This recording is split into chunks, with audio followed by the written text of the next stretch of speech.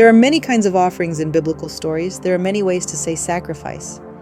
But in this video, we're not talking about fire on an altar. We're talking about something deeper, the kind of closeness that burns, the kind of birth that divides.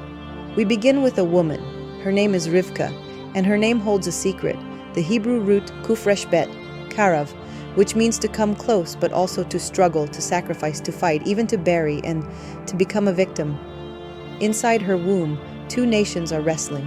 But before they are nations, they are just two potentials, two truths, two futures, one womb, already torn. In this video, we'll follow the root hidden in Rivka's name and trace its echo through one of the most charged sibling stories in the Bible, Jacob and Esau. This story is layered. It can be illuminated from many angles, but today, we'll focus on the mother, on what her name reveals about the firstborn. Was the birthright stolen? Was it surrendered? Were the twins truly two separate beings, or two aspects of one? And why does the mother choose one child over the other?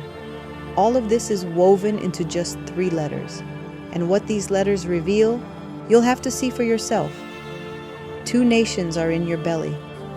This verse from Genesis 25:23 is not just about twins, it's about a cosmic split, a rupture that begins inside one womb, between 2 forces that will shape all of history. The word Karav appears again and again. It means to come close, but it also means to sacrifice, to fight, to bury, to be wounded, to become a victim. And it's hidden in Rivka, the mother who carries the contradiction, who feels the turmoil in her belly and asks, "Why is this happening to me?" What you'll find here is not theology. It's not self-help. It's not interpretation. This is language as prophecy. This is Hebrew as a map of creation. You will see how sacrifice is not just about blood, but about closeness. How victim, grave, mourning, lightning, and cold all echo through the same root. How the word for nation, le'om, is not just a group, but a womb-born identity. And how the story of Jacob and Esau is not about 2 brothers, but about a fracture between 2 forces of becoming that both came from one woman. This is a journey through words, a slow revealing of hidden codes, a soft rebellion against literalism. Let the letters speak for themselves. They know more than we do. They always did.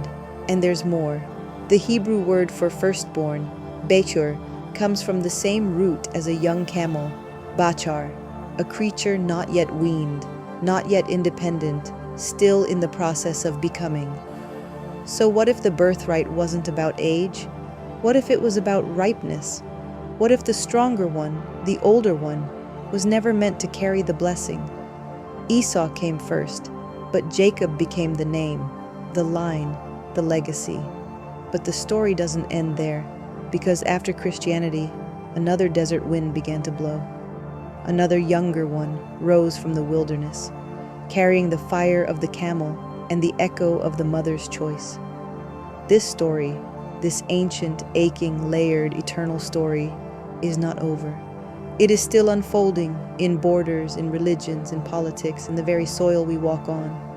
And it all began with a woman who listened to a war inside her womb. This isn't a class. This isn't religion. This is language as prophecy.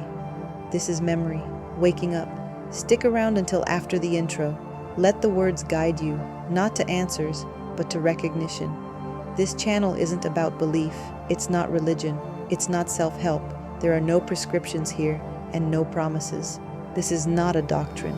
It's an invitation to explore the roots of Hebrew words, as if you were a tourist wandering through an ancient city whose buildings are made of letters. There is only one goal: to enjoy, and maybe to remember something you didn't know you knew.